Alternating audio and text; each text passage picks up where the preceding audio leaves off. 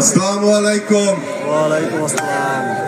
প্রিয় রোজাদার ভাই এবং বোনেরা, প্রিয় ইমানদার ভাই এবং বোনেরা, এই পবিত্র রমজান মাসে আমরা সবাই এখানে একত্রিত হতে পেরেছি ইফতারকে উদ্দেশ্য করে, ইফতারকে কেন্দ্র করে আমরা এই রূপসার মানুষ, বিভিন্ন স্থান থেকে আগত মানুষ, আমরা এই পালেরহাটের মানুষ, হোসেনপুরের মানুষ, দুর্জনী মহলের মানুষ, জোয়ার বাদাল মহিষাগুনের মানুষ, আরো বিভিন্ন অঞ্চল থেকে আমরা যারা এখানে ঐক্যবদ্ধ হয়েছি এই রোজাকে কেন্দ্র করে, যে ঐক্যবদ্ধভাবে বসতে পারছি, সেটা আমরা সবাই আমাদের মহান প্রভু রব্বুল আলামিনের কাছে শুকরিয়া আদায় করছি যে এমন একটা পবিত্র দিন, যে এই রোজার মাসে এই পবিত্র দিনে আমরা সবাই এক জায়গায় বসে ইফতার করতে পেরেছি। আমি এই সুযোগে আমাদের দল, বাংলাদেশ জাতীয়তাবাদী দল, এই দলের চেয়ারম্যান এবং বাংলাদেশের গণমানুষের নেত্রী, বাংলাদেশের ঐক্যের প্রতীক, সর্বদলীয় ঐক্যের প্রতীক দেশ নেত্রী বেগম খালেদা জিয়ার পক্ষ থেকে আপনাদের সবাইকে জানাচ্ছি সালাম, শুভেচ্ছা এবং অভিনন্দন। একই সাথে আমাদের নেতা, আমাদের বিএনপির ভারপ্রাপ্ত চেয়ারম্যান, দেশ নায়ক তারেক রহমানের পক্ষ থেকে আপনাদের জানাচ্ছি সালাম, শুভেচ্ছা এবং অভিনন্দন। আমরা বিএনপি আমরা ঘোষণা করতে চাই, আমরা নিশ্চয়তা দিতে চাই যে আমাদের এই অঞ্চল হবে শান্তির জনপদ। এই অঞ্চলে কোন সন্ত্রাস, চাঁদাবাজি, দখলবাজি, এই কোন জিনিস বিএনপি বরদাস্ত করবে না। আপনারা যদি মনে করেন যে কোন লোক সন্ত্রাস, চাঁদাবাজ, দখলবাজের সাথে জড়িত, আবার বিএনপির সাথেও জড়িত, আমি আপনাদের নিশ্চয়তা দিচ্ছি যারা এই সমস্ত সন্ত্রাস, চাঁদাবাজের সাথে জড়িত তাদের সাথে বিএনপির কোনো সম্পর্ক নেই। অতএব প্রশাসনের যারা এখানে আছেন, গোয়েন্দা সংস্থার যারা এখানে আছেন, তারা যদি মনে করেন যে কোনো নেতা বা কর্মী চাঁদাবাজ, সন্ত্রাস এবং দখলবাজ, বিভিন্ন সামাজিক অন্যায়ের সাথে যুক্ত, আপনারা আইনের আওতায় তাকে নিবেন। এ ব্যাপারে বিএনপির কোনো বক্তব্য নেই। গত 17 বছর যে পরিমাণ নির্যাতন, নিষ্পেষণ আমাদের উপর চালানো হয়েছে, আমাদের নেতা কর্মীদের উপর চালানো হয়েছে, আমরা সব কিছু ভুলে গিয়ে আমরা এই জনপদে একটা বৃহত্তর ঐক্য করে তুলতে চাই। সমস্ত রাজনৈতিক দল মিলে আমরা একটা বৃহত্তর ঐক্য করে তুলতে চাই, কারণ আমাদের এই অঞ্চলের উন্নয়নের প্রয়োজন। আর উন্নয়নের প্রধান শব্দ হলো আপনার শিক্ষা, স্বাস্থ্য। এই শিক্ষা এবং স্বাস্থ্যকে আমাদের এই অঞ্চলে আমরা প্রাধান্য দিয়ে, যদি আল্লাহর রহমতে যে নির্বাচনী হাওয়া বইতে শুরু করেছে ইতিমধ্যে, ঈদের পরে দেখবেন সারা বাংলাদেশে একটা নির্বাচনী আবহাওয়া প্রবাহিত হবে।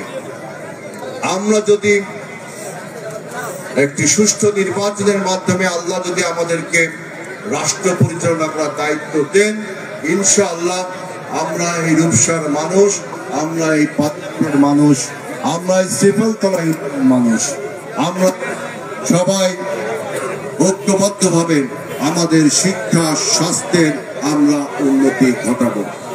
আমাদের উপজেলায় একটা স্বাস্থ্য কমপ্লেক্স, সেই স্বাস্থ্য কমপ্লেক্স কতটুকু স্বাস্থ্যের জন্য কাজ করে আপনি আমি সবাই জানি।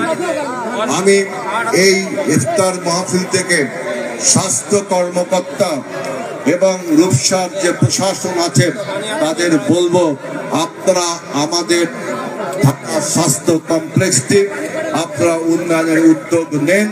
যদি কোনো আপনাদের রাখতে পারি, আপনাদের সহযোগিতা করতে পারি, তাহলে বিএনপি আপনাদের এই স্বাস্থ্য কমপ্লেক্সের উন্নয়নের জন্য সহযোগিতা করবে। যেহেতু এখনো আমরা ক্ষমতায় নেই, ক্ষমতায় একটি অন্তর্বর্তীকালীন সরকার, এই সরকারের যারা প্রশাসনে আছেন তারা যদি মনে করেন আমাদের গ্রামবাসী মনে করে যে আমাদের স্বাস্থ্যের উন্নতি প্রয়োজন, সুতরাং স্বাস্থ্য কেন্দ্রগুলোর ডেভেলপমেন্টের জন্য যদি কোনো সাহায্যের প্রয়োজন হয়, বিএনপি সেই সাহায্য করতে প্রস্তুত রয়েছে। একই সাথে আমাদের শিক্ষা অঙ্গনগুলোতে, আমাদের শিক্ষা প্রতিষ্ঠানগুলোতে যে সমস্ত উপায়ে আমাদের শিক্ষার সুন্দর পরিবেশ, শিক্ষার ভবন নির্মাণ, বিভিন্নভাবে আমাদের ছাত্রছাত্রীদেরকে একটি সুন্দর পড়ার পরিবেশ দেওয়ার জন্য যদি কোনো প্রয়োজন হয়, আমাদের থানার যে শিক্ষা অফিসার আছেন তার কাছে আহ্বান করব, আপনি সরকারকে বলুন, বাদ বাকি কাজ বিএনপি সেটা করে দেবে ইনশাআল্লাহ। যাই হোক, আমি আপনাদের কাছে আবারও বলছি, আমার এই প্রাণের মানুষগুলো, আমার এই গ্রামের মানুষগুলো এই পাদিরহাটের মাঠের এই আজকের ইফতার পার্টিতে আমি আবারও বলছি, আপনারা যদি মনে করেন যে বিএনপি সামাজিক অন্যায় করেছে, বিএনপি সন্ত্রাস চাঁদাবাজি করেছে, আপনারা যদি মনে করেন, আপনারা তাদের চিহ্নিত করুন। আমরা দল থেকে আগেও ব্যবস্থা নিয়েছি, আবারও ব্যবস্থা নেব, এবং প্রশাসনকে আমি বলছি আপনারা তাদেরকে আইনের আওতায় নেন। কারণ বিএনপি মনে করে সন্ত্রাসের কোনো রাজনৈতিক পরিচয় নেই, সন্ত্রাসের একটাই পরিচয়, সে সন্ত্রাসী সমাজদ্রোহী। আমাদের নেতা তারেক রহমান স্পষ্ট করে এই ডক্টর ইউনূস সরকারকে বলেছে যে বিএনপি সন্ত্রাসের সাথে কখনো বসবাস করে না, চাঁদাবাজির সাথে বসবাস করে না। যেটা আওয়ামী লীগ গত 17 বছর করেছে তার সেই লিগেসিও আমরা বহন করি না। সুতরাং আমরা দলীয়ভাবে অনেককে শাস্তি দিয়েছি। আপনার পত্রিকায় দেখেছেন লক্ষ নেতা, হাজার নেতা কর্মীকে আমরা দল থেকে সাসপেন্ড করেছি, হাজার কমিটি ভেঙে দিয়েছি, লক্ষ মানুষকে আমরা শোকজ করেছি। কিন্তু এই ইফতার পার্টি থেকে আমি জানতে চাই, বিএনপির নামে যে সমস্ত অপবাদ ছড়ানো হয়, এই অপবাদ অন্য ক্রিয়াশীল রাজনৈতিক দলের কেউ কি তার সাথে জড়িত না? তারা কি দুধে ধোয়া তুলসী পাতা? প্রশাসনের কাছে আমার আহ্বান, আমরা যেভাবে বিএনপির নেতা কর্মীদের উপরে শাস্তি প্রয়োগ করছি, ব্যবস্থা নিচ্ছি, আপনারা তো আইনি ব্যবস্থাও নিতে পারেন। অন্য ক্রিয়াশীল রাজনৈতিক দল আপনাদের নেতা কর্মীদের উপর কি আপনারা কোনো ব্যবস্থা নিলেন? সুতরাং আজকে যে সরকার সংস্কারের কথা বলে, যে সংস্কার করে নির্বাচন করতে হবে, অন্তত চাঁদাবাজি সংস্কারে, সন্ত্রাস সংস্কারে সরকার অন্যান্য রাজনৈতিক দল থেকে বিএনপি এক ধাপ এগিয়ে, বিএনপি তার নেতা কর্মীকে তার সীমিত সাধ্যের মধ্যে দমন করছে, ব্যবস্থা নিচ্ছে, কিন্তু সরকার কোনো কিছু করছে না, অন্যান্য রাজনৈতিক দলও করছে না।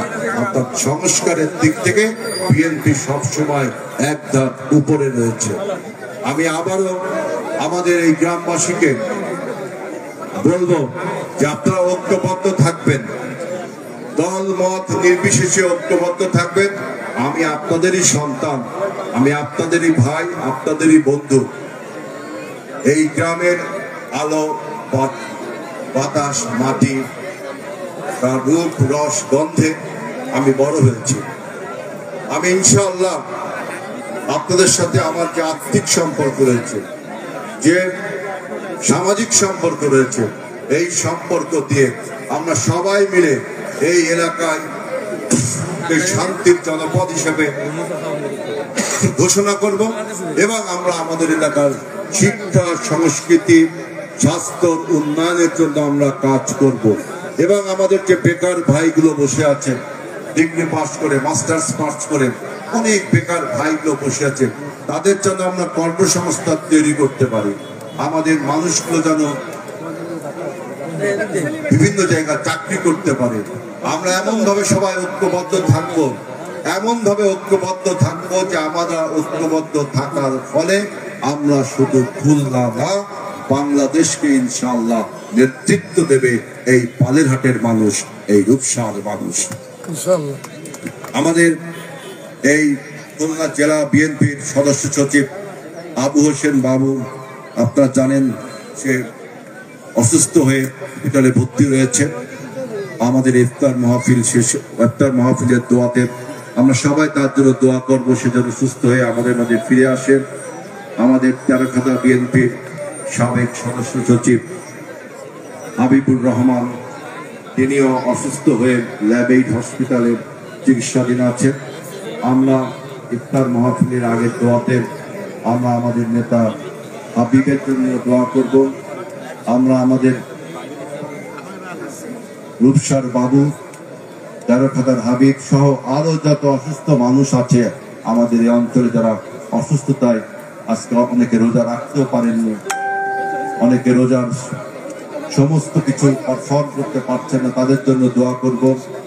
আমাদের এই এলাকার যত মানুষ মারা গেছে, এই পর্যন্ত আমাদের যত পূর্বপুরুষ মারা গেছে, আমরা সবাই আজকে আল্লাহর কাছে দোয়া করব এবং আমরা আমাদের এই গণমানুষের ঐক্যের প্রতীক দেশনেত্রী বেগম খালেদা জিয়ার সুস্থতার জন্য দোয়া করব। আমরা আমাদের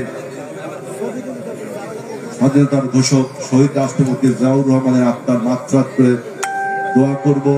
তার জ্যেষ্ঠ সন্তান আরাফাত রহমান কোকো, আপনারা জানেন যে অকস্মাৎ একটি ঘটনায় তিনি মারা গিয়েছিলেন সেই ফ্যাসিবাদের আমলে, তার জন্য দোয়া করব।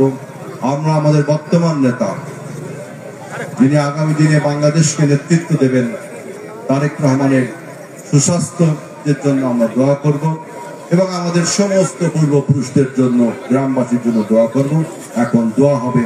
আপনাদের সবাইকে ধন্যবাদ জানিয়ে বক্তব্য শেষ করছি। এবং আমাদের এই ইফতার পার্টিতে আমরা এতিম ভাইরা এসেছেন, আমাদের এই ছোট ছোট ভাইদেরকে আমি জানাচ্ছি অন্তঃস্থল থেকে অভিনন্দন এবং শুভেচ্ছা। আমাদের স্কুলের কলেজের বিভিন্ন শিক্ষকরা এসেছেন, বিভিন্ন মসজিদের ইমামরা এসেছেন, এই বিশিষ্ট দলরা আমাদের ইফতার মাহফিলে এসেছেন। এই জন্য দলের পক্ষ থেকে আপনাদের জানাচ্ছি অভিনন্দন, শুভেচ্ছা। এইভাবে যদি আপনারা আমাদের সাথে সম্পৃক্ত হন, তাহলে ইনশাআল্লাহ উন্নয়নও আমরা সবাই এইভাবে একসাথে করব। সবাইকে ধন্যবাদ।